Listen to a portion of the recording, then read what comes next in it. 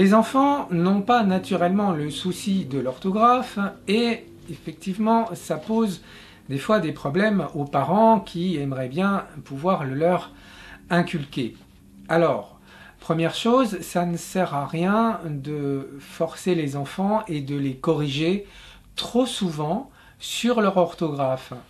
Le mieux, c'est dans l'optique d'apprentissage autonome de les laisser trouver leurs erreurs eux-mêmes.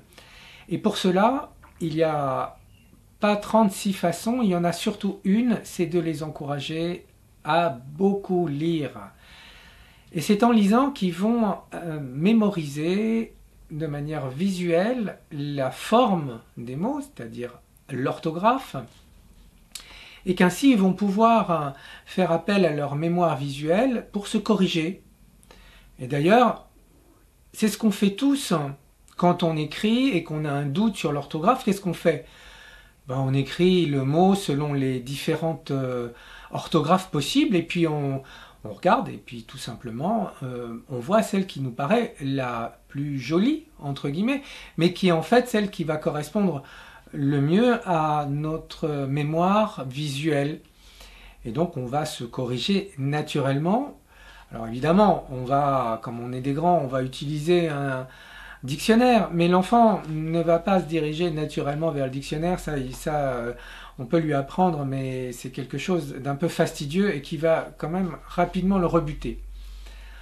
Donc voilà, laissons-le, encourageons-le à lire, beaucoup évidemment, et en écrivant, il finira par se poser la question, parce que s'il a besoin d'écrire, il se posera lui-même la question de savoir comment est-ce qu'on écrit bien.